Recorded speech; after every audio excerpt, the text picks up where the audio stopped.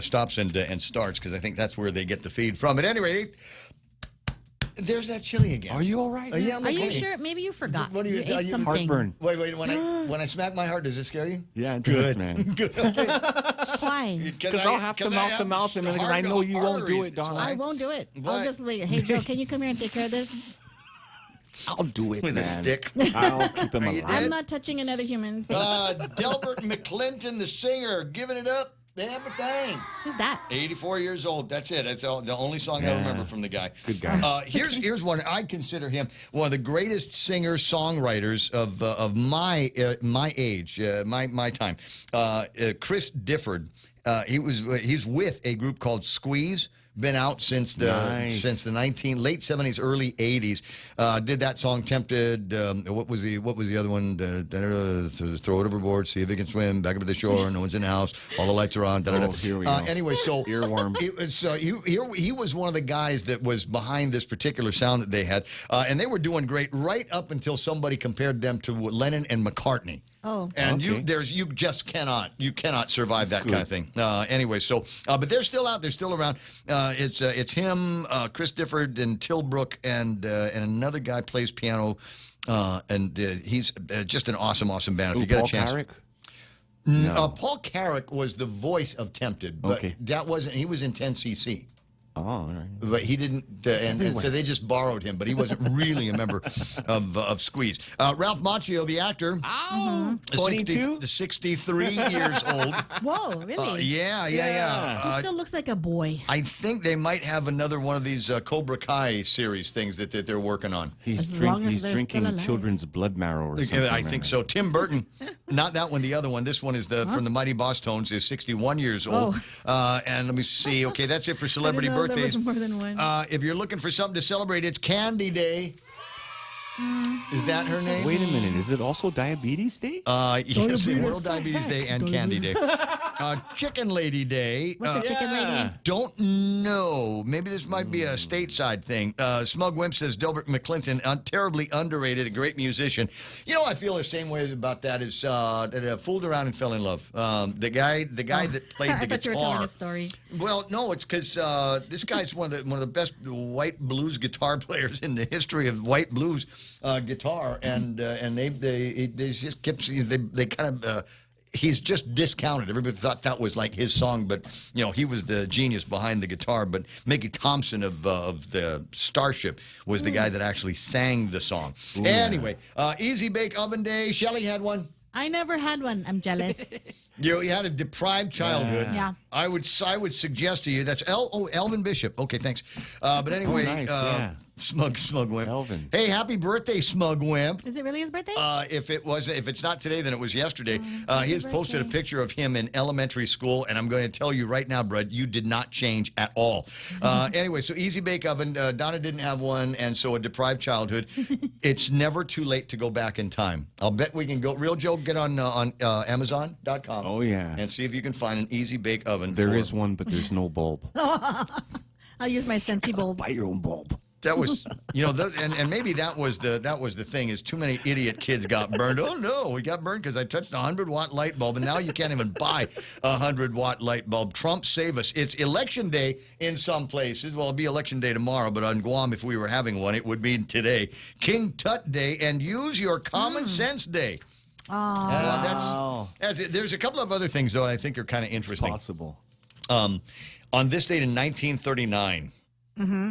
How did our ancestors survive? What?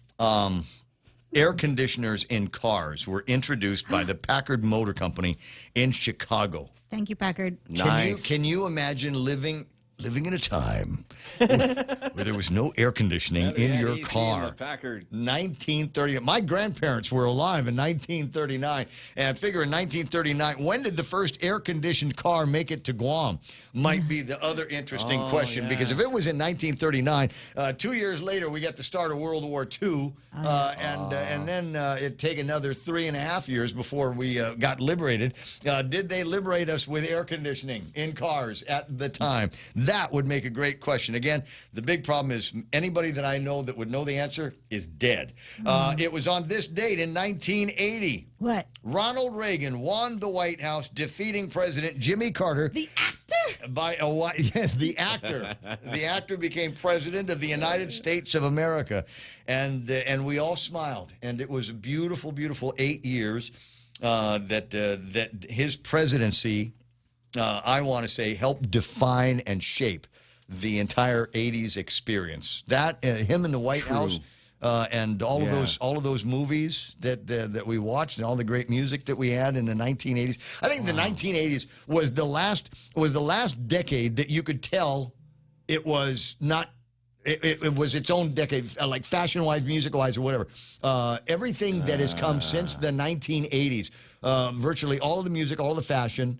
In the it's all the same. This is a point that I made not that long ago, where you've got watch a movie, and the only way that you can tell where from the 90s it's from is the size of the cell phone or the screens for the computers. That's it. Otherwise, everybody looks the same. They talk the same. They sound the same. The music in the background is the same. And we got to figure out how to get out from under that without turning trans. Where was I? And in 2008. Barack Obama was elected the 44th president of the United States of America, and they said at the time that that was going to be, that was it. Everybody had to turn in their race cards because there was a black president of the United States of America. Yeah. How'd that work out for us? How we doing? And the first lady, first man. It's 8:43 in the morning. I somehow knew you would go there. All right, I was waiting for it. Donna D, that's enough out of you. All right, you get out of here and go and take care of the leg men and the ankle men. And Joe and I will take care of the rest. 8:43 in the morning. 888-8255 is the telephone number. As I said, the YouTube side is back on.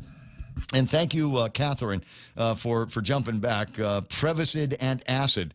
I took a Tums this morning because I had. Yeah. Is my daughter listening? I'd fried chicken last Got a night. heartburn, man. I had fried chicken. Everybody gets it. Thank you very much. Oh, the GCC chicks are here. A little bit later on, we'll be talking to folks from GCC, which they don't have. There's GCC is closed today. Which is probably why they were able to come in and do an interview and talk about the Pitch It Up deal. And I'm not sure exactly what it is. I've got a feeling like we've been here before and we've seen some of that conversation. But we'll find out. We'll find out together. Smug Wimp says, first new car I bought was at Henry Simpson's Island Imports, a Suzuki SA310. And air conditioning was an option. Dude, I can still see that building in my head. Correct. He says air conditioning was an option in that old Suzuki, and I did not purchase that option. Regrets, Samurai. he says. Oh, the first car that I don't want to say I bought it. My mom bought it for me as a graduation present. Was a Mazda truck. Oh, nice. Was the B210 version of a Mazda truck. Exactly the same. It was not a king crab. But the best thing, oh my God, the best thing about this truck. Sorry, I'm made by Ford. Sorry to make it so personal.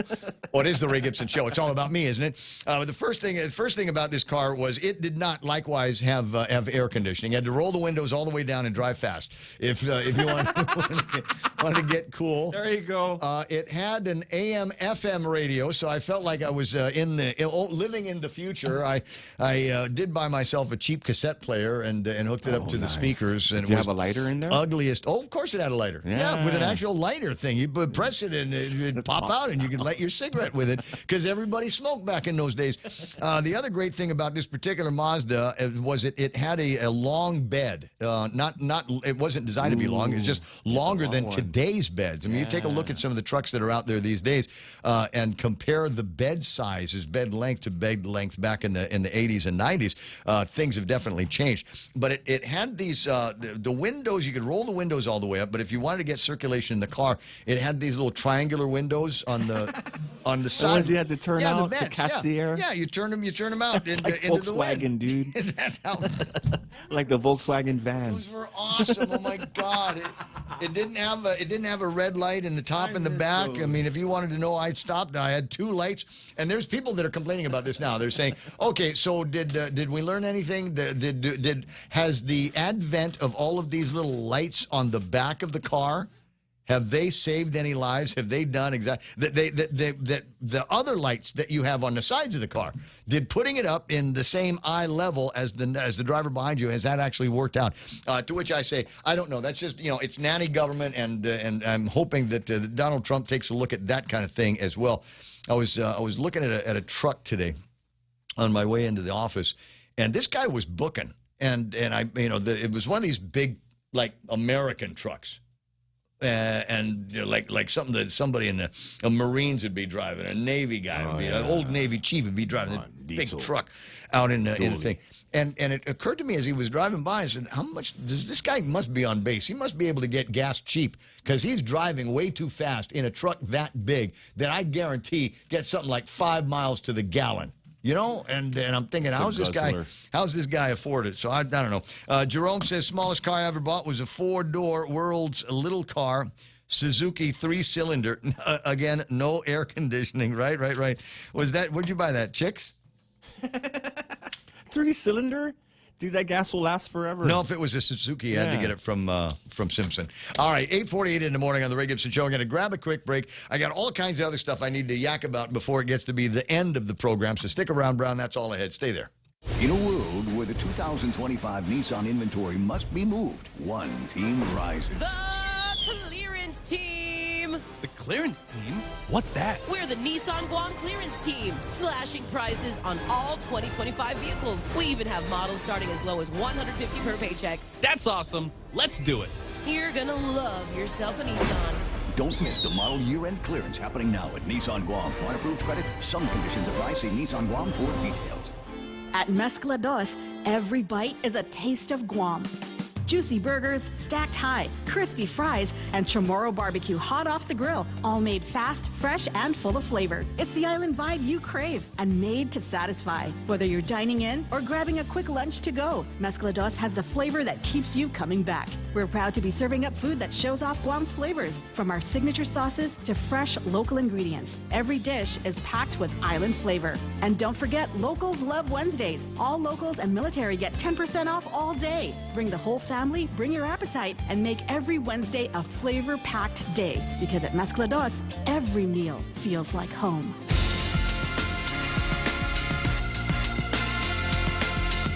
I got 10 away from the top of the hour. If you're watching on screen right now, what you are looking at is a Magalahi. It is the Magalahi burger from Mezcla.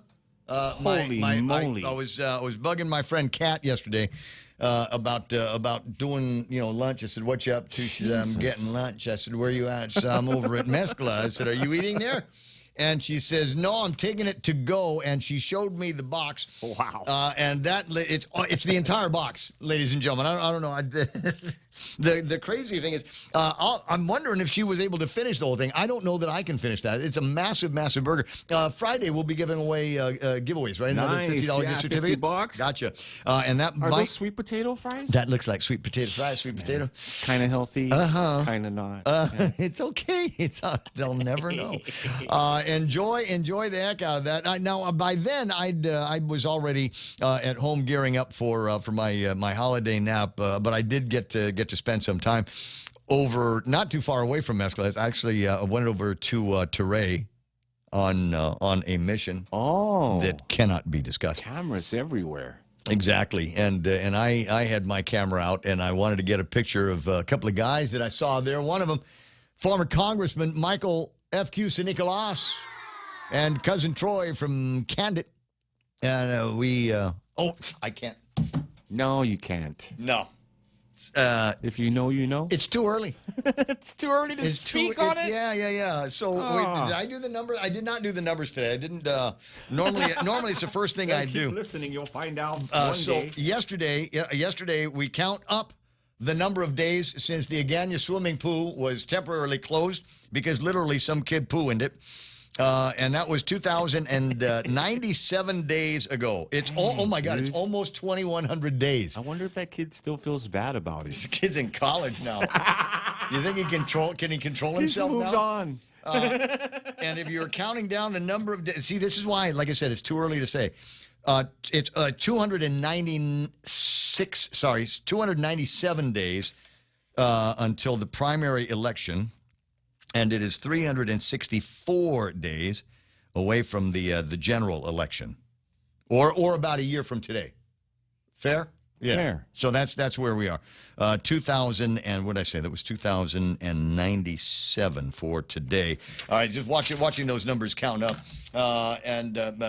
we'll see when the guys start moving in and getting construction in the Agana swimming pool, and we'll see who it is that is putting in their names in the ring. And I will suggest to you, I will say that the topic of Josh Tenorio and the insinuations came up.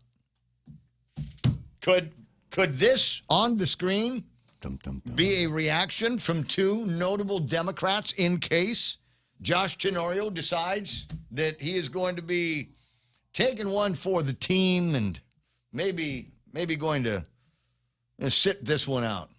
Be another election in 4 years. Yeah. We'll let the Republicans screw things up for 4 years and try again. And you suppose in 4 years, nobody will remember anything. All the big stories that we've got out now. All We the completely forgot about Ray Tenorio. alleged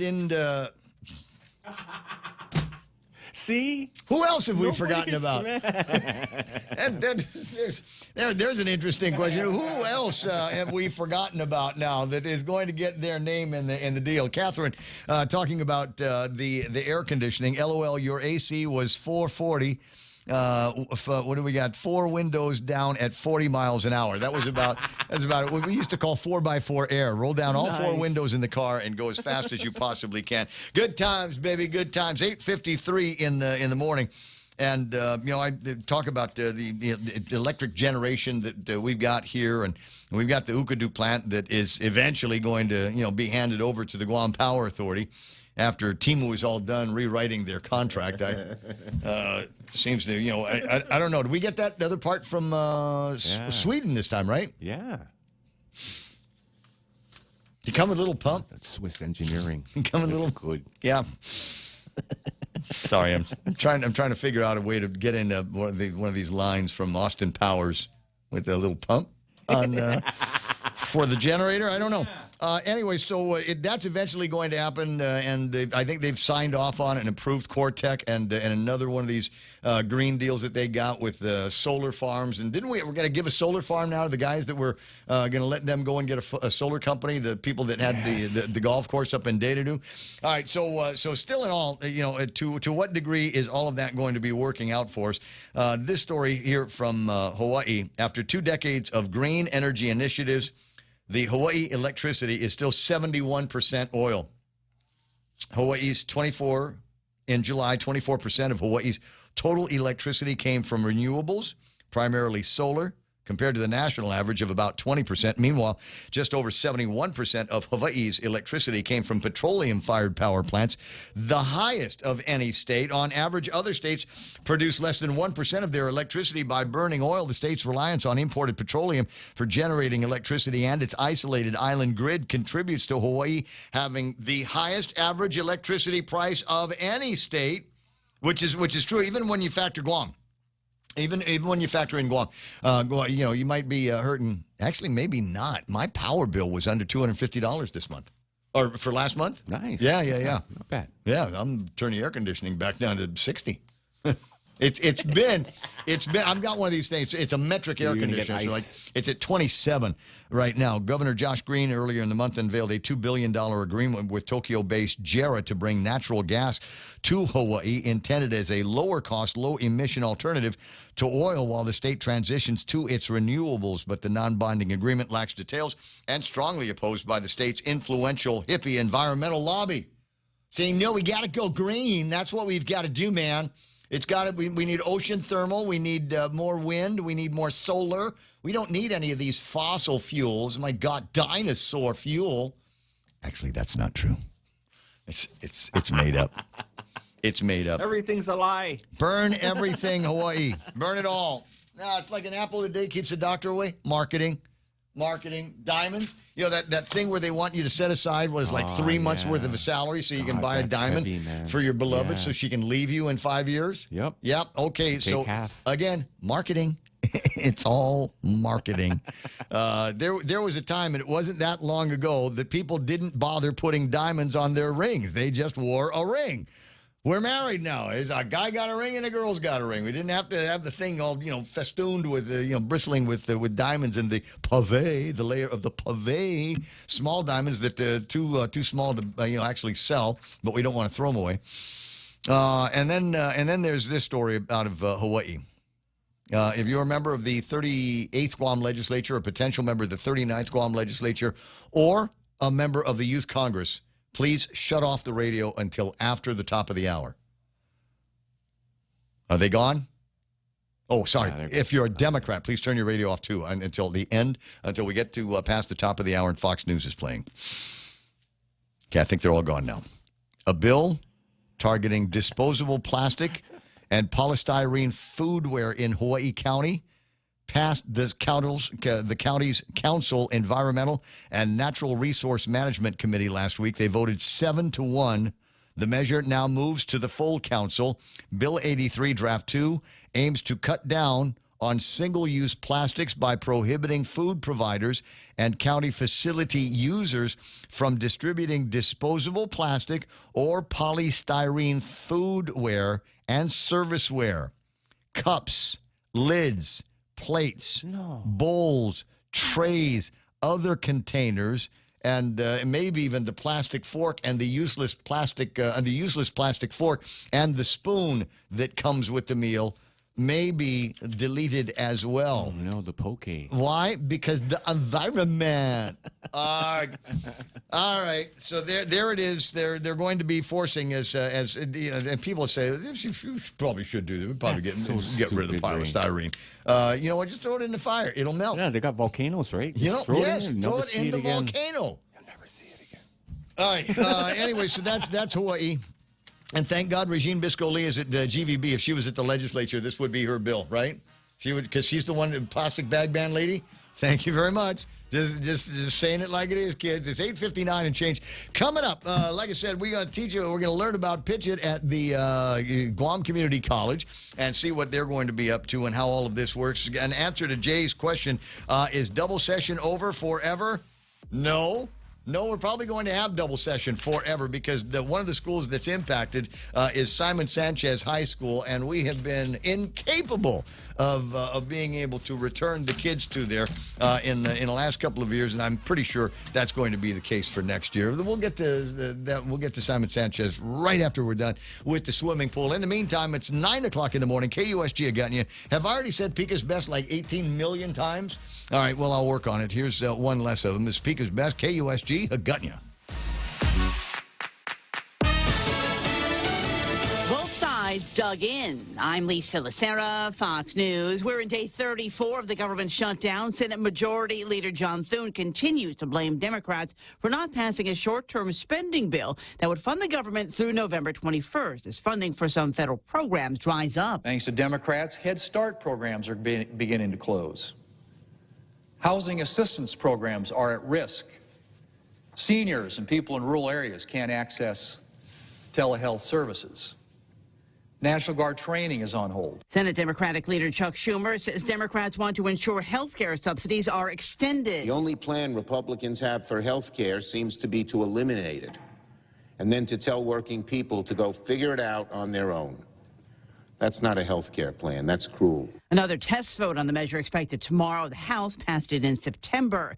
The Trump administration will partially pay out food stamp benefits following a court order. The Department of Agriculture will dip into contingency funds to at least partially pay for SNAP, the federal food aid program, this month. A pair of court orders last week required the program to keep running after several states sued the administration.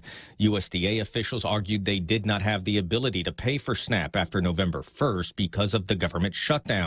In a court filing, the Trump administration says it will partially fund SNAP, but it's not clear how much beneficiaries will receive or how quickly funds will show up on the debit cards used to purchase groceries. Fox's Jared Halpern at the White House. Israel has returned the bodies of 45 Palestinians a day after militants returned the remains of 3 Israeli soldiers killed in a Hamas-led attack in 2023. Hamas still holds the remains of 8 hostages in Gaza.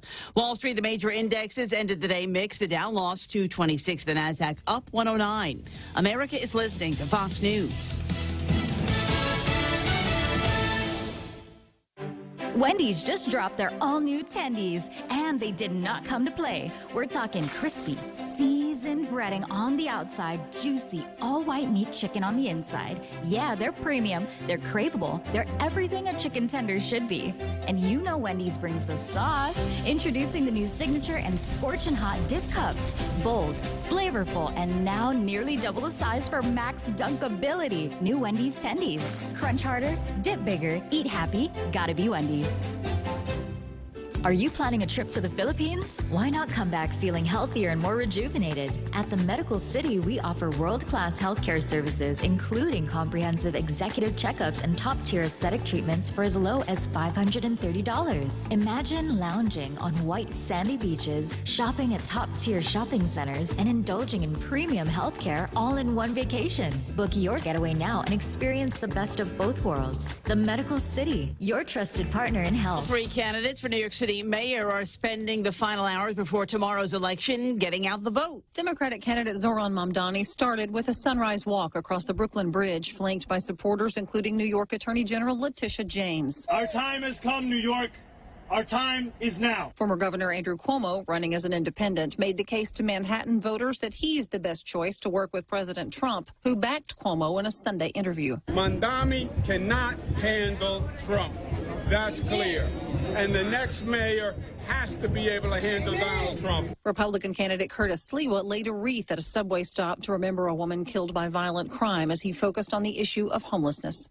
In New York City, Tanya J. Powers, Fox News. A number of smart devices you might have at your house could end up not working in a couple of months. Tech manufacturer Belkin is shocking its wide customer base and announcing it will end support of its Wemo brand of smart light switches, electrical plugs, and even doorbell cams. An email sent to customers who use the connected devices to manage part of their home's electrical use are being told that by the end of January, the Wemo service will end, the app will no longer function, and the devices themselves will be essentially useless or won't perform the tasks for which customers purchase them.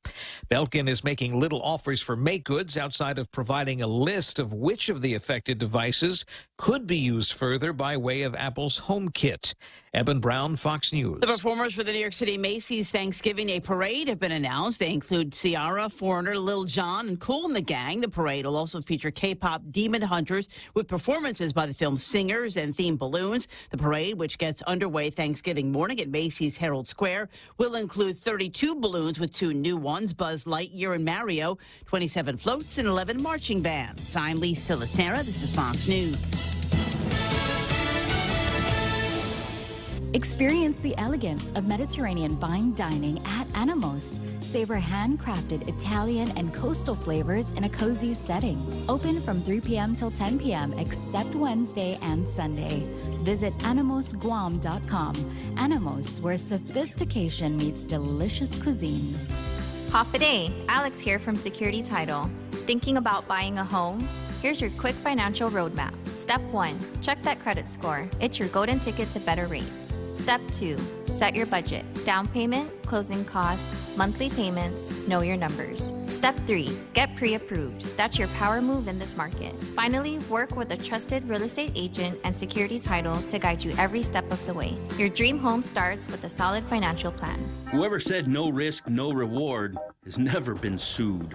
Hi, I'm Dave Silva from AB Risk Solutions, and our job for over 70 years has been to help businesses just like yours manage risk. Manage risk? We will never be able to totally eliminate the myriad of risks every business faces, but we can help you manage them and recover when disaster strikes. From mom and pop operations to high-rise hotels, we're the experts businesses have counted on for many years. Call me today at 777-2668 for a free risk review and consultation. AB Risk Solutions, formerly known as Aon. home. Got it. For all your real estate needs, call the professionals at Hoffaday Realty. Jody, Saran, Libby, and Lolita, and they'll take care of you on every step of the real estate process. No worries. Just contact Hoffaday Realty at 588-4232 or 588-HOFFA or email them at hoffadayrealty@gmail.com. They're at 426 Challenge San Antonio, Suite 204 in Tamuning. Open Monday through Friday, 10 to 4. Hoffaday Realty for all your real estate needs. I got it. 6 after 9 o'clock in the morning on the Ray Gibson Show.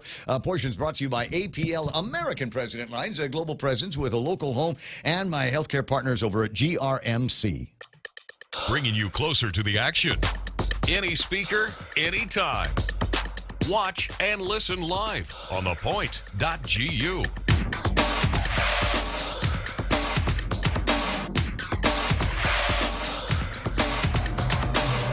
Ready to get set? It's the Ray Gibson Show on 93.3 The Point, Pika's Best, and they even sent the girl Kiki to interview me. They did? Yeah, Friday. Okay. The girl? Yeah. That's doing all of the, she goes to all of the Pika's Best people. Well, not all of them. Oh, yeah, I just the saw ones her. that paid extra. And so she came over to here for a quick, I mentioned you, bro. Oh, I mentioned you and Donna. Oh, yeah. So it was really, really cool. Anyway, so one of the things that I noticed about her is she looks like she's from here, but she's not. What? Yeah. She's not local, but she could pass for local or local adjacent. You know what I mean? Yeah. But anyway, so be on the lookout. PDN has got that all over their socials, and I shared their feed here this morning, and I think I might have a link to it, so I might throw it up on all kinds of other web places. I mean, if you're not sick of me already, there will be another excuse to be sick of me from the guys over at PDN. At any rate, in the studio right now, it's a group from it's the Pitch It Up coming to GCC. Stand by. Let me get this up on the screen. And I know you're going to say, wait, there were girls, Ray. Never mind the flyer. Just put the girls back up on the screen. Wait first. Okay, Jerome, calm down. It's the Pitch It Up, your idea, your shot, and they're sharing the talking responsibilities in the studio. I've got Marion and Wiley. Wiley is a girl. Well, you got a boy's name. There's a story. There's always a story. What is it? My name, it comes from my grandfather, Willie. Yes. Oh, that's cool. Yeah. So Willie. were they expecting a boy? Did they get the ultrasound wrong? No, it's just all of my family starts with W. Wendy was already taken? Yeah. Okay. No, it's not. They wanted to be unique. Well, I like it. Wiley is in the studio along with Marion, and now that's a girl's name, so you're doing okay. Good. You've been here before. No. Are you sure? Yes, sir. Because Jean sends a lot of folks out here to talk about some of the things that she is up to. This visual marketing over at GCC, right? Yeah. Okay, so see, Jean, I got it. And one of these days, before they leave, Jean, I'm going to tell them why I'm the only one that's allowed to call you PJ from back in the olden days. But anyway, so tell me about this Pitch It Up idea. I'm going to get you guys back on the screen so that everybody can see the kind of the caliber of the students the GCC is turning out these days. So what is the Pitch It Up program? So Pitch It Up is not a program. It's an event. An event? Yes. Oh, it's okay. an event hosted by project management class, which we are in, and at GCC's marketing program. So usually we do show and sell, where all the students, produce a business that they can come up and sell, and the community comes in and buy stuff. But for this year's event, we wanted to showcase what we actually do at the program. So we put all of the things what we learned, like through the marketing, social media, and advertising, and then showcase what we do at GCC through our pitch. Because we usually we create a business plan and everything, marketing and campaign. So we wanted to do something fun and create, okay, what if we compete for it, Oh, okay. Yeah, so it's a competition. It's a pitch style competition. So how many different groups will be pitching? 3 groups. So from marketing, advertising, and social media class. Is it all the same product that we're pitching? No, different. Oh, okay. All different. So like the marketing will have a product that they will pitch. Yeah, anything that they The want. social guys will have. So is it a real product? Is it something that I'd be able to, here's I'll tap with my phone and tap it out of the wallet and buy it? Yes. If, we encourage them to actually create a business that, you have your business card and all the products and stuff. But yes, it's all the I products. will have a tangible product that I can. Okay, so satisfying my personal curiosity as well as the curiosity of the listeners. What kind of products are these three groups going to be marketing? So they have different. They have different businesses because we have about 20 pitchers. So we have for the basics ones, we have the matcha bar. We have matcha bar. Matcha bar, yeah. CGC. Now, do we have any copyright controls on any of these? So I don't believe so. No, I believe so. Okay. No, not. This might be something that we do the interview now, and tomorrow morning in Infusion they have matcha bars. Oh no, I know. Probably not. No, she's cool. She'll pay it. Anyway, and then we have the CGC charms. They do get the charm bracelets. Yeah. There's some people who does their own pendants, like where you can customize your bag chains and stuff like that.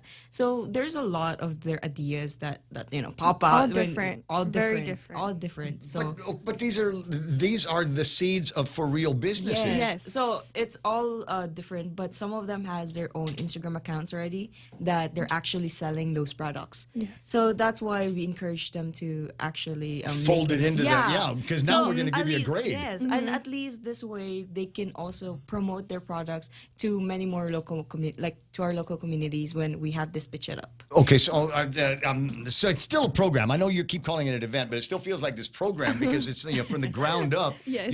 We determine what it is that we're going to create and how we're going to market it, and then there's the checklist of all of the things that we need to do to satisfy the requirements for the marketing and the new kind of marketing that we have in 2026. Because back in the old days, you're buying that on the radio and a newspaper, and if you had money, you put something on TV, and that was 90% of the marketing. The rest of it, obviously, follow up.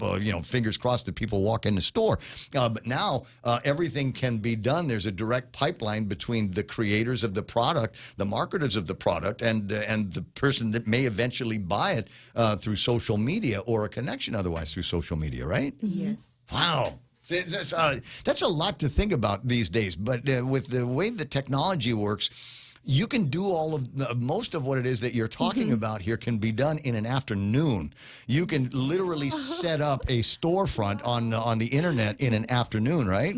So what's your business? What are you pitching? Oh no, so we're just the coordinators for the event. Oh, I see. Yes. Okay, so you're not. Oh, you got the easy part. You get to talk on radio. Yeah, I'm gonna go and spend the morning with Ray Gibson. We'll talk about this. No, we've been through it.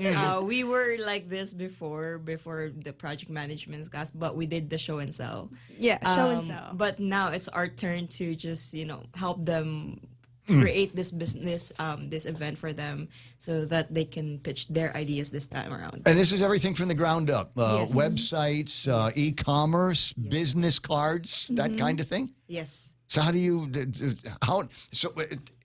the template for all of this? Okay, you guys are the project managers here. I'm assuming that there is a project management template or a Gantt chart out there or a parallel chart that says this is the order that we go in, and this is how we create eventually something that can turn into a pop-up or a legit storefront business. Do you have something like that? Like on how we did the event, like. Well, how the businesses, how your pitchers are supposed to do it. Actually, we did not, because we listened to their ideas, what they want to do. They created their businesses by themselves. What we just did is see to it that their businesses is promoted. We made sure that we know what their businesses are, so we can create, let's say, for the layouts of the place, right? So we know what they need when the time comes when we do they do the pitch it up. The pitch it up thing. Okay. So we just have to make sure that everything because I'm trying to wrap my head around, because it's still not clear in my head. Everything has got levels in it, and I'm trying to figure out which levels everybody is on. So you are the program coordinators, and you're taking a class in project management. Yes. Okay. So did you have a template for this project, or is it something that you just kind of put together on the fly as you went by based on what you learned in school? No, this was on the fly. Yeah. everything was from the ground up. And when we came to class on the first day, the first thing Mrs. Cepeda was like, okay, class, you're making a new event. Like, what? What? I just got here. Yeah, like a new event. Because usually we do show and sell. It's an annual thing at GCC. But we had new requirements that we couldn't meet. So we were like, okay, what if we just create a fun competition, right? And on that day of bam, bam, bam, who, what, where, when, how, and then everything. Try to take it from there. Yeah. All the steps that you need to take. And like I said, so I do project management around here on a semi-regular basis, and I usually start with a blank piece of paper, and somewhere in there is this is my goal. And then you figure out what steps you need to take to get to that goal. Was Jean helpful at all in helping to put together that little steps roll, that little to-do list, your punch list? Yeah. Yes, she was. I think she mostly pushes us out of our comfort zone a lot. But she let us lead this event. Like, she's student-led. What did you learn? From Miss Cepeda. No, just in the whole process of putting this together. What were the things you said? Okay, I never wanted to do it again, but I'm glad I did. Which component, besides this one now, that we're talking on the radio thing? I guarantee you're never going to want to do this again. But besides this one, what are some of the things that you said? Wow, that was tougher than I thought it was going to be. I never want to do it again, but I'm glad I did because now I've got the experience behind me. Did you have any of those moments? I think moments, talking, communication in a lot of our vendors, our pitchers. It's a lot of, getting all the ideas across and get everyone like listening, What did you use? For our how'd you solve that problem? What communication tool did you use? We use WhatsApp. WhatsApp, okay. WhatsApp, and then for our coordinators, we did our Drive, Google Drives, like, an app that we could. So there's people that are, the reason why I bring this up is there's people that are listening right now that have put together businesses and operations like we did it back in the 1980s and the 1990s. And we're way beyond any of that. Like I said, you put together storefronts and businesses like that in an afternoon if you know different places to go and different things to do. So what I'm trying to get from you here in that question is, what are you using? How are you using it to, because you've got a diverse structure of people that you've got to deal with, some that are in this class with you, some that are not in the class with you, some whose priorities are different, some whose timelines are different. So, how do you do that with the software to overcome all that? When we do the announcements, we always make sure that we post it on our group chat. So we have different group chats as of right now. We have the volunteers. We section them based on what they the role. Yes, their roles are. So we have the pictures. We always make sure to remind them that you guys are responsible to actually check your social medias and then we have social medias anyways, but they're responsible to check our announcements so they can keep up with what we need to do. And we always try to communicate with them personally. If we have time, because we also have classes, but if we have time, we try to communicate with them as well. How many people are involved? I mean, if you took all of the different WhatsApp chats and added them all up, how many folks do you need to reach out to and talk? 80 people. This is a big business already. This is, it is. With all the different people, with all the different interests that you've got to deal with, using just WhatsApp to be able to reach out to them.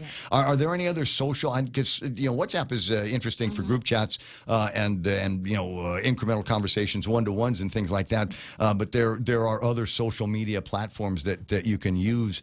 Where you can still silo everybody into their own roles and responsibilities, but then there's a whole global pitch that you can do. I'm trying to remember the name of the company that uses it. I first started when I first came to this company. We used that quite effectively for a while until the company got small enough, so we just have one WhatsApp group. But there's others where you can have more of a social interaction, direct connections if you need to, and then pick out people. Because you get that one WhatsApp group where it's everybody except that one guy that nobody likes. No.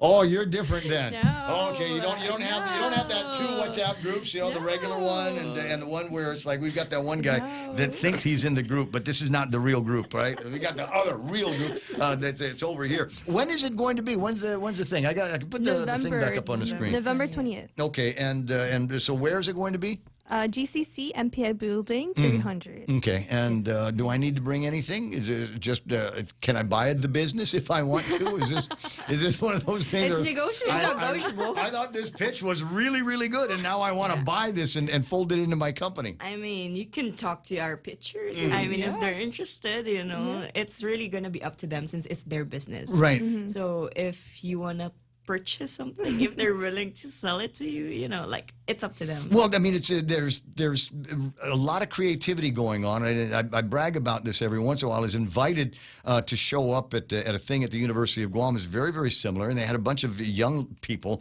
that were doing basically tabletop. I mean, they didn't actually have a product. Everything was done in theory and on a desktop, and they said, okay, this is the business that we want to get into. These are some of the things that we want to be able to sell. This is how we want to market it. This is the accounting system that we've put back up. And I was really, really amazed at the creativity that some of these kids had exhibited. And as a member of the business community out here, there were a couple that I said, if you ever decide to take the next step and actually do this, there's all kinds of different ways that we can fold this into existing companies, or you could be a standalone company. So that's why I'm also kind of interested to hear some of the other pitches that are going to be made, some of the other products that they're going to be doing. I mean, video services, as an example, is the one that stands out in my head. Was this company that was talking about doing videos the same way that they had the GW Father Duenas game that was won over the weekend. It pitched live. It was seen live on a couple of different YouTube channels, and that was awesome. But there were all kinds of other different ways that you can market that. Add all kinds of other features, i.e., 360-degree camera. Right? What if you did something like that? Surround sound. You sell people goggles, and they can watch these things, and wherever their head points, there's a GoPro that's pointed in that direction. Stereo sound, 360 degrees, and the guys are like, "How do we do that?" So I said, "I don't know, but there's technology that we can go and get our hands on and do that." Are there so off the top of your head? Are there any of the other pitch it up ideas that are going to be out there? Some other like cool products? Like the kind that you look at and said, "Man, I wish our group did that." We have the sparkler. We do have a lot of service business space. So we have the sparklers for weddings, fog machines that they want to, Like legal? I think so. Yeah, because they have a business outside of the school. So I don't know if you heard Stell Sparks. Stell Sparks created. Put them on the list, Joe. We're gonna find these people. Put them on the list, because you never know. One of us might get married again, and sparklers for funerals. Oh, right? wow. Well, That's creative. But it's got to be like kind of out of the box thing. I mean, there's going to be one of these things. Everybody's got the pigeons that fly and they play that sad song. Maybe sparklers at my funeral will be the thing. I don't know. But there's all kinds of different ideas, and it's going to be fun, I think, to watch this, to go to this event now, to see the creative nature of the students, especially. And I'm going to stroke her a little bit here, especially with Jean Cepeda, because she is an unbelievably creative person, and knows her way around doing the visuals and finding things that are going to be visually, I don't know, appetizing, more saleable, because we've found ways to get them on cameras and on phones and on websites and things like that. Do you guys have a website? Is there some place where the listeners can go and learn a little bit more about the Pitch It Up? No, so it's mostly just social media, but we do have the way to access everything is just through social media. Yeah. Right? Yeah. Okay. Well, which one? Who's social media? Instagram, Pitch It Up. Oh, you have, okay. So that's it, at Pitch It Up. Pitch It Up. Spelled PITCHITUP. And by the time you get to the UP, you shouldn't have to worry about whether or not it's got a thing at the end of it. And as usual, let me put this back up on the screen, because as usual, nothing happens anymore without a QR code. Yes. Yes. Yeah, we do have a QR code. I have a QR code. When she sent me the graphic that you're looking at on screen, I actually showed her the QR code on my WhatsApp so to make it a whole lot easier and a lot less awkward. What's the number? 671 what? Anyway, so yeah, QR code's a great way to go, and I'm sure that's one of the things on the long checklist for project management. How long have you guys been in the class? this is our third year. Third year. Yeah. Third year. So what did you do in the 2 years before? So we did all the classes that are participating. We did the advertising, principles of marketing. Okay, because in my mind when I first started hearing about project management classes at GCC, I thought you guys were going to be doing like construction. I thought it was like here's the project, we're going to rebuild the Agania Bridge, okay? And so what do we need to do? What tools, technology, what companies do we need to talk to? All of that. That might be a different major. Different. Okay, yeah. But, so it's not necessarily like construction related. No, we're we on our project management side, it's basically just marketing students making the event itself, event marketing, brand, like just all of what we learned throughout the year, putting it together, like brand strategy, like advertising, social media, like those stuff, and we try to incorporate that in this Pitch It Up event. So when you are someplace at another event, since you've been doing this now for a couple of years, it's at GCC, do you ever try to mentally deconstruct what has gone on to create that event? Maybe it's an EDM night someplace, or a Tumon night market or something like that. Those are all programs, and somebody needed to put those things together. So have you gotten into the habit of deconstructing that, just so you can say, oh, I see what they're doing here. I see what they did. Well, for me, not when I was, before I did project management, no, not really. I just like, okay, I'll be here. It's fun or it's not fun? I'll be here. I'll enjoy it. That's all that went to my mind. And then, you actually start doing the Pitch It Up, our event. And then that's when you realize, like, oh my God, it's hard. It's actually hard. Like building some kind of event, even small or big, is not easy at all. Yeah, with no foundation to support it at all. But you do kind of have a foundation because it's a GCC, and it is reminiscent of the programs, the events that you've had before.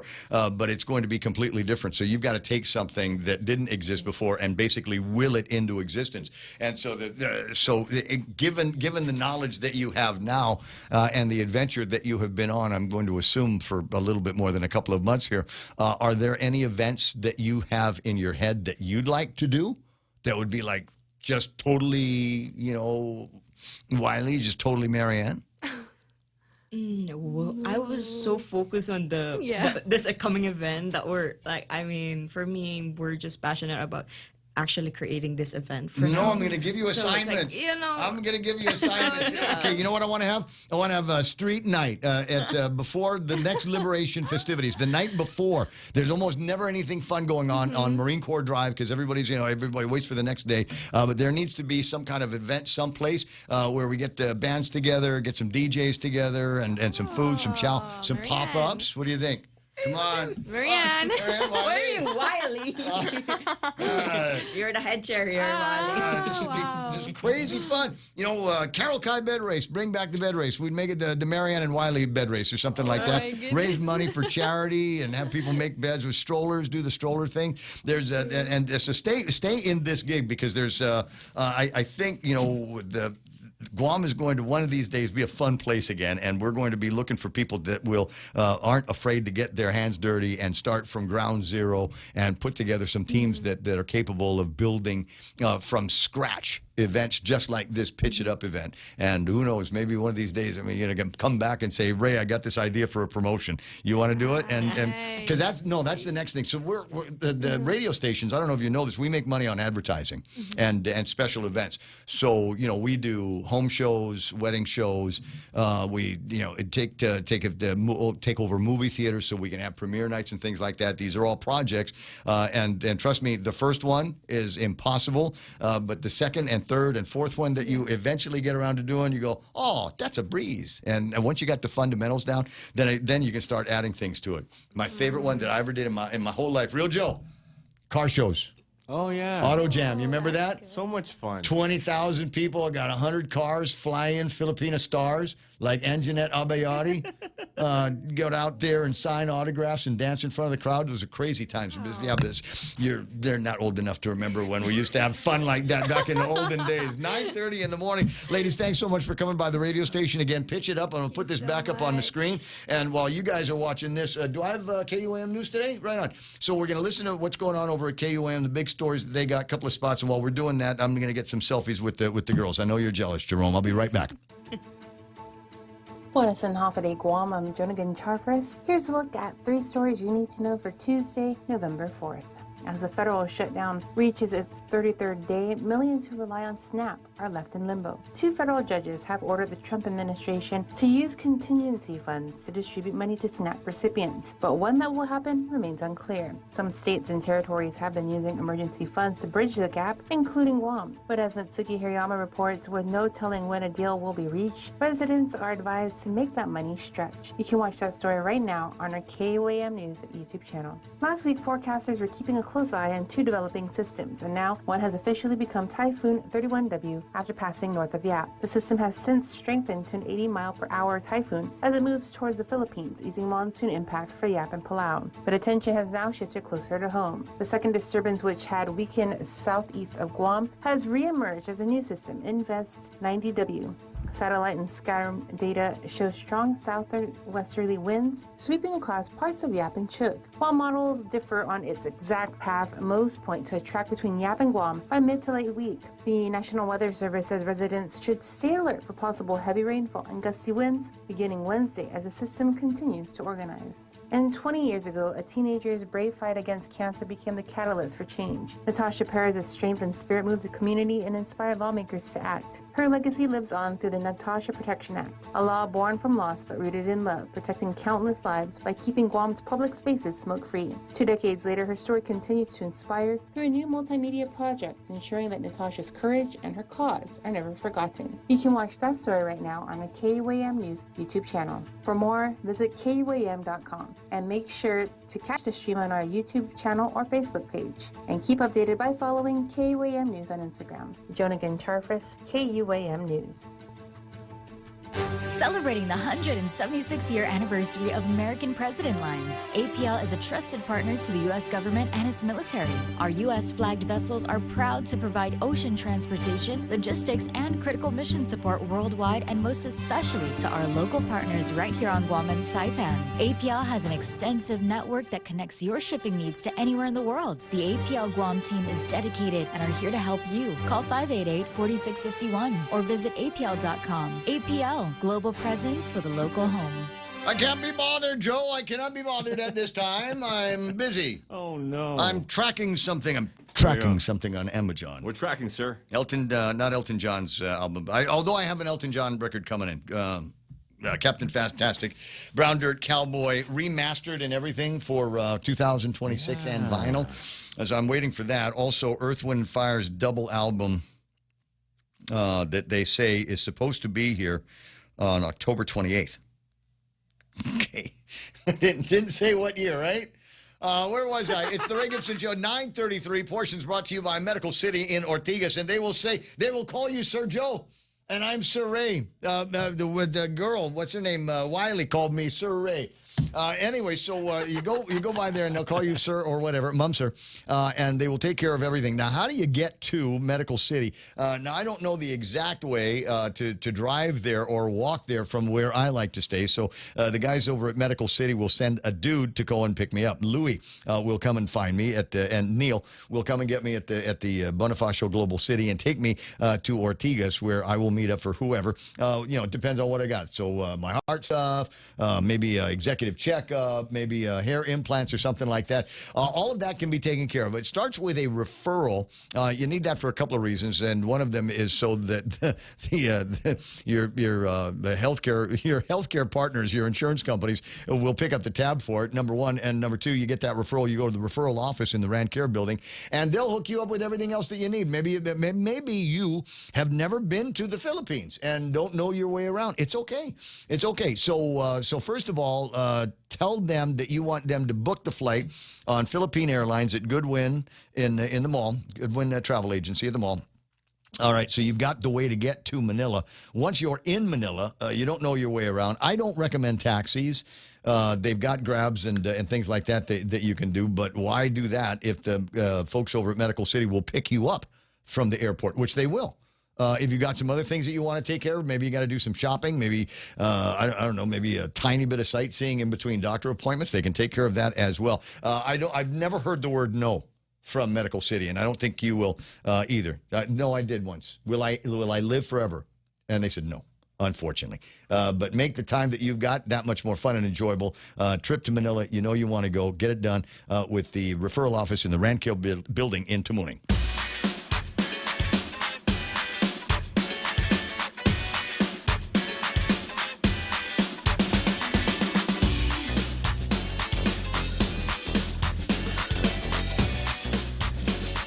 Lupe Guam Online says, I used to teach at GCC, crazy hours like classes in the early morning, then a class at like 4 or later. Went back to SHS where I'm off at 1:30 every day. That's the ticket. That's the spirit.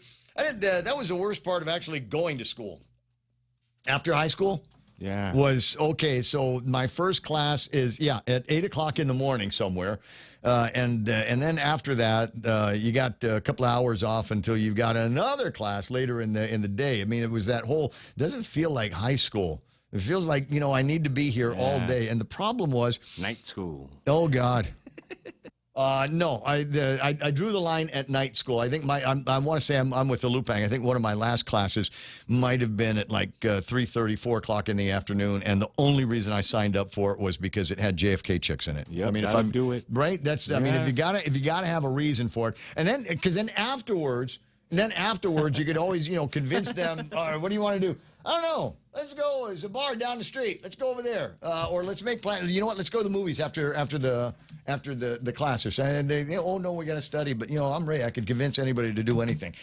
Crazy times in the old days at the University of Guam. Of course, the other thing that screwed me up was that in between time.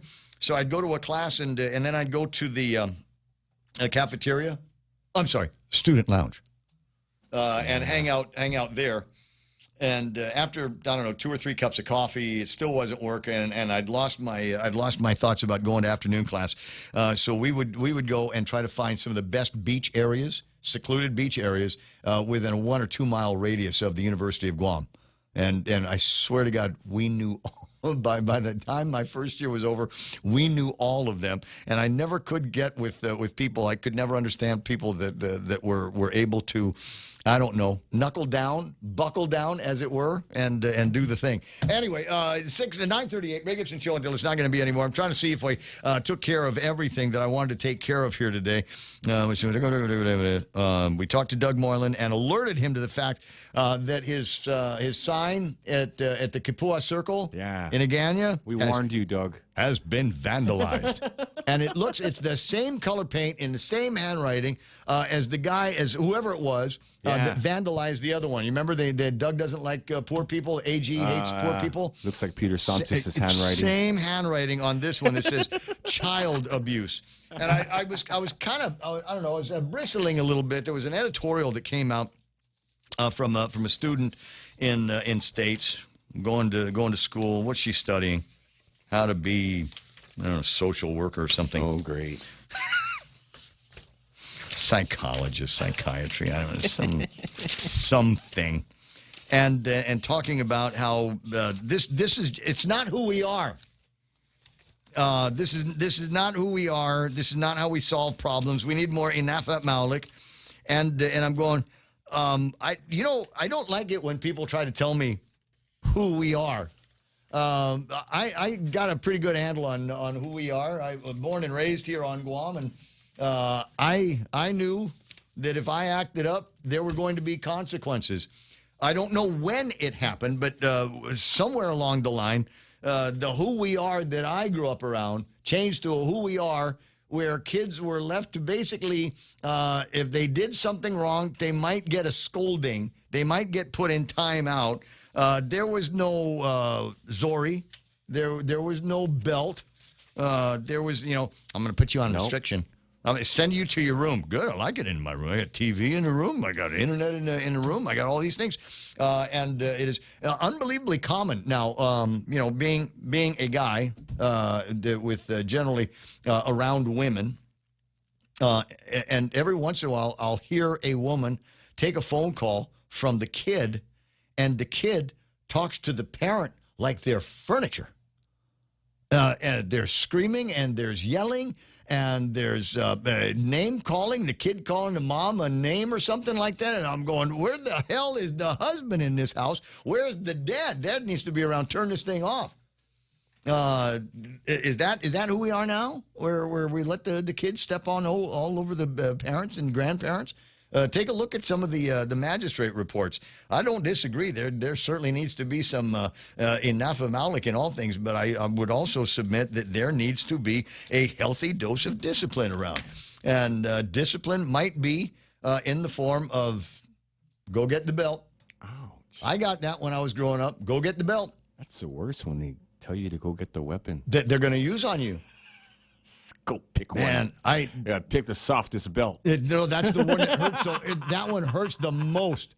That one hurts the most. The small. And there's I've heard this from countless guys older than me, my age, and the rod of discipline at their house was a cow tail, a literal cow tail, a tail that was cut off the back of a cow before it got eaten and left to dry and hang, and that's what you got spanked with back in the olden days in certain households on Guam. And I want to say that that kind of discipline, that kind of approach to raising kids created a generation, frankly, that survived a war, that survived Typhoon Karen and any number of other maladies that came through. It made for some hard men and some strong women. And I wonder, because we've spared the rod for a generation or so, whether is we're ever going to be able to get that back. I've never advocated for child abuse. I don't consider spanking a kid child abuse. I'm not sure about the wire hanger, and Doug and I talked about that. But he got that from people that worked in his office that were familiar in their homes with a little bit of wire hanger discipline. I mean, it was there. It was within There was arm's always reach. the threat. Yeah. There was always if there was threat. a wire hanger around, that was it. Well, sorry. Whatever I have, we're dispensing justice under God at this time because we want you to be a good, productive member of our society. Yeah.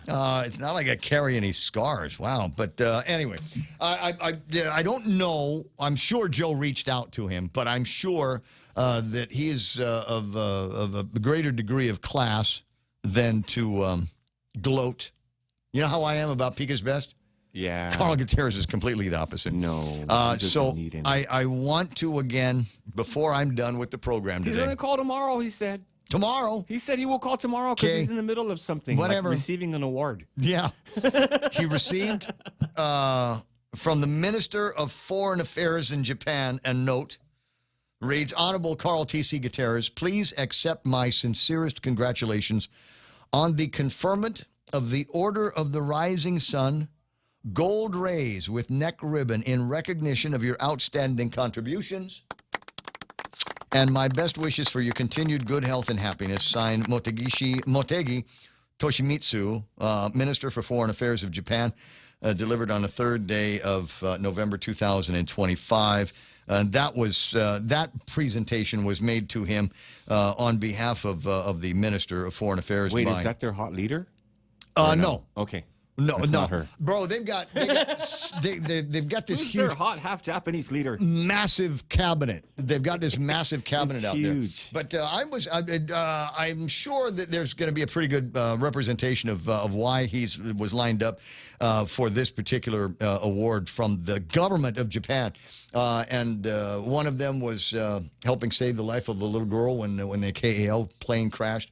They think there might have been a little bit more of that on the occasion of my birthday, when we officially opened up Haneda Airport to United. That was my birthday, by the way, when they had that special event. Yeah. It was either the night before my birthday. I don't know. We celebrated. We went from one massive celebration to another, and it was all very, very cool. But we were there and we did the live broadcast in honor of connecting Guam via United Airlines to Haneda, which is back in the olden days when we first started tourism on Guam. That was the airport. There was no Narita City until about 1975 or so. And so if you wanted to go to Japan, that was the airport that you flew into. And old timers will remember the convenience of it.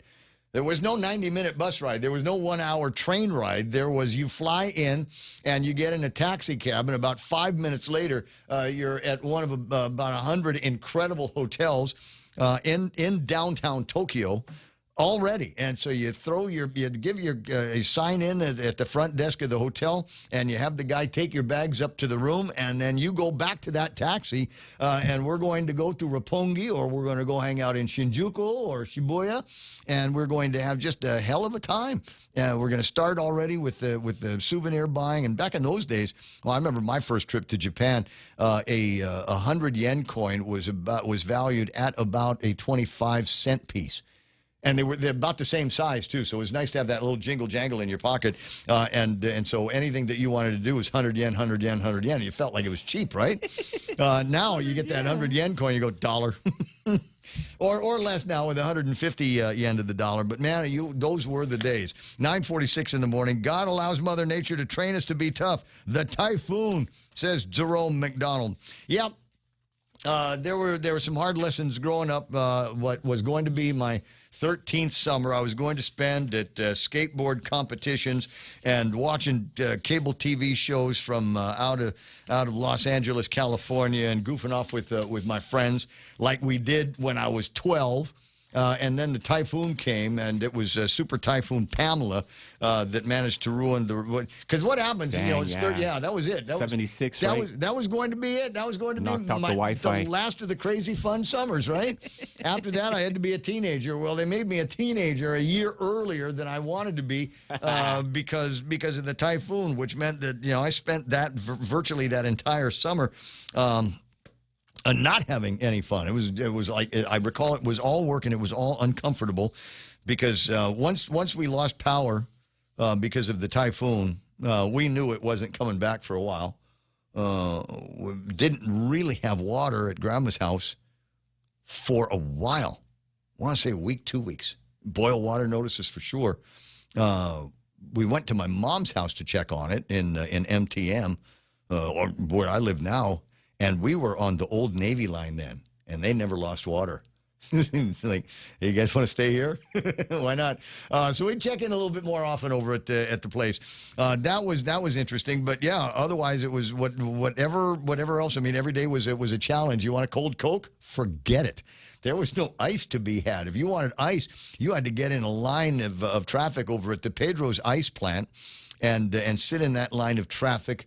Oh God, how long was that? It would start on Marine Corps Drive and then loop through 9th Street where Chodi's is, and it was a straight line between there and the family cemetery, which is about where that place was.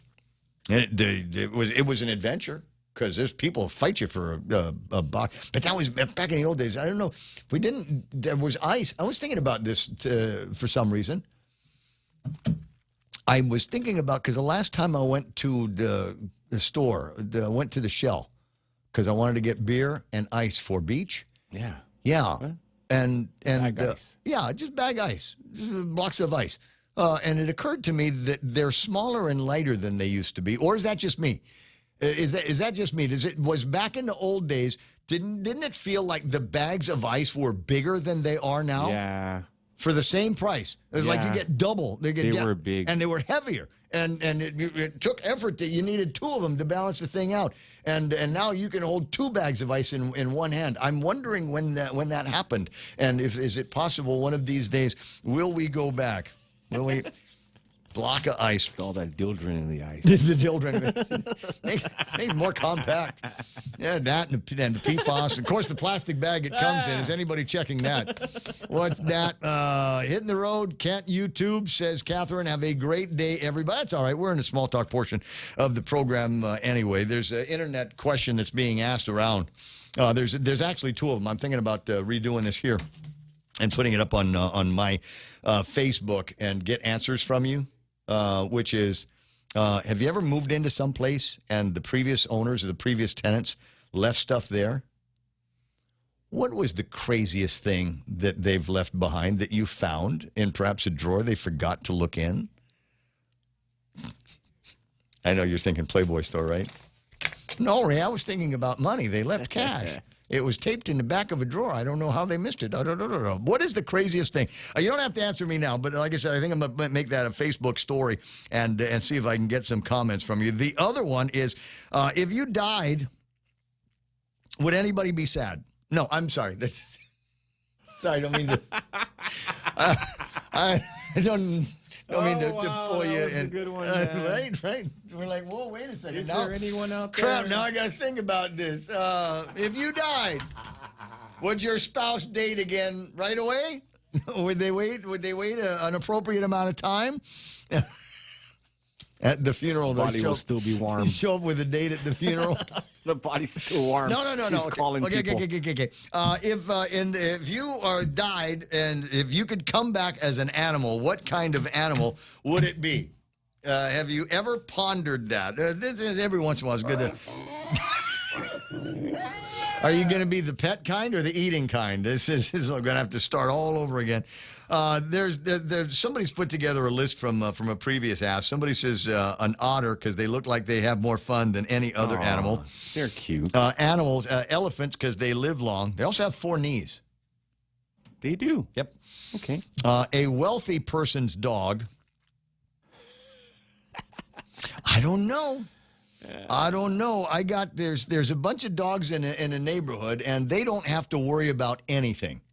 They live on a street where, for the most part, we don't have too many speeders because we got Paco's very generous with speed bumps in the village, so there's not a whole lot of speeding going on, and virtually every household does what I do. I don't feed the dogs.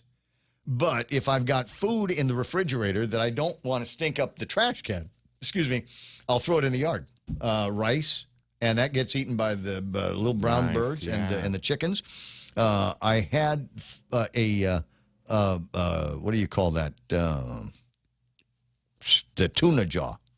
You have a collar. I had a come up. Yeah? Yeah, and I didn't. I left it in the fridge too long, so I didn't want to eat it. Ew. So I threw it outside on the yard. I did not put it in front of an animal, but when I looked for it later, it was gone. I think a neighborhood cat got it. So I think the animals in my neighborhood generally don't have anything to worry about unless they bite somebody or they chase a little kid. Otherwise, for the most part, they look like the happiest, friendliest dogs in the world. There's a whale. I don't know why. A woolly mammoth. I don't know. It looks warm. An eagle or a hawk or some kind of bird of prey. There's a cool video that I'm watching here. It's about dogs that save humans' lives. And my favorite one is the one where an eagle swoops down and tries to snatch literally a baby out of somebody's backyard and gets some air.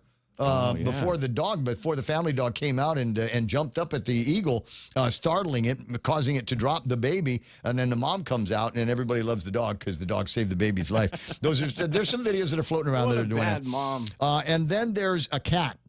Kind of animal you want to come back at? I want to come back as a cat, specifically a spoiled house cat. Generally, you want to come back as my cat.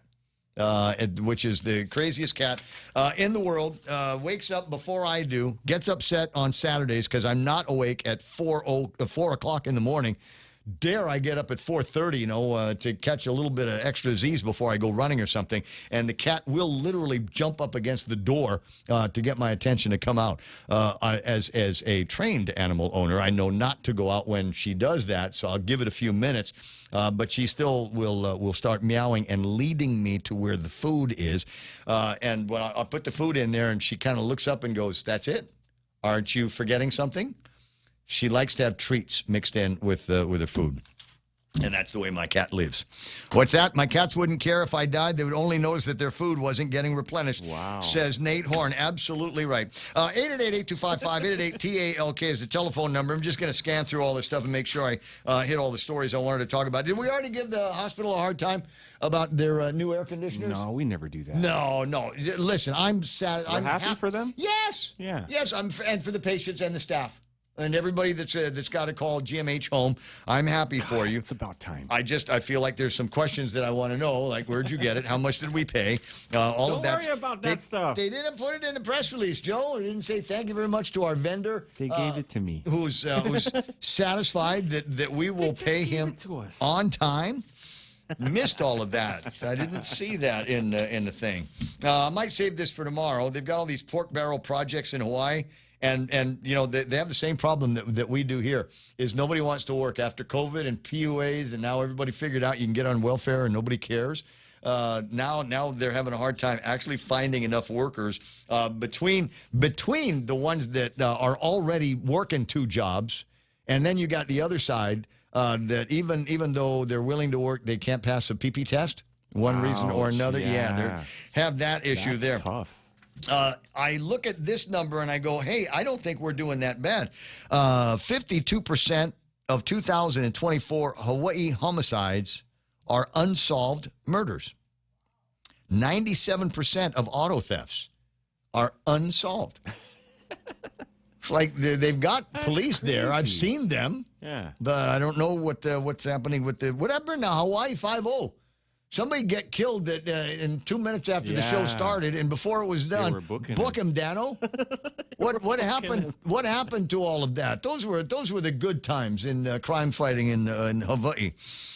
We've got an interesting story. Visitor spending in Hawaii has increased despite declining visitor numbers.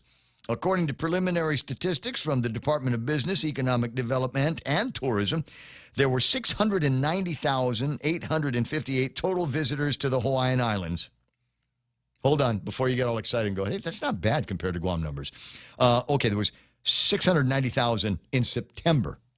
Okay, not annual, just 1 month. A 2.5% decline compared to September 2024, though visitors spent more on an average daily basis, contributing to an 8.1% increase in total visitor spending. They now make $1.54 billion on the hospitality industry in Hawaii. It does not account for 3% year-over-year inflation. What does that mean? The numbers are coming down, but the visitor spend is going up. Crap's getting more expensive in Hawaii. They've figured out more ways to get money out of the tourist pocket and out of the tourist wallet. There's got to be a way we can charge them for breathing. They've already got a new green fee that they're going to be charging. In fact, they're rolling it out now and expecting lawsuits because it's going to impact hotels, development fees in the hospitality industry. But you've got the cruise ships that don't park and stay. They park, let out the tourists, let them walk around for a while, and everybody gets back on the cruise line and goes away. So why do they have to pay a development charge? They're not hooking up to sewers and high rises and that kind of thing. The roads don't need to get built. We already have the roads. And then this, if you remember the military family, I got this morning and I was delighted to see it and happy to read it. Vice President J.D. Vance said yesterday, 1.3 million U.S. troops will get a paycheck, despite a congressional funding lapse and stalemate that has partially shuttered the federal government. U.S. troops usually aren't paid when Congress fails to pass an appropriations bill on time. Both parties have blamed each other for the shutdown. Vance told reporters the military will get paid. We do think we can continue paying the troops, at least for now. We've got food stamp benefits that are set to run out in a week. We're trying to keep as much open as possible. We just need the Democrats to actually help out. Scott Bessent, the Treasury Secretary, said the Department of War has enough unobligated funding to pay military members through October. A new month started a couple of days ago. We'll see if they're able to duplicate that magic when it comes time for the next payroll. 9:59 and change. Okay, gotta go. So, Joe. Friday. Yeah, tomorrow's Friday. Yeah. The day I don't call hump day. All right, check it.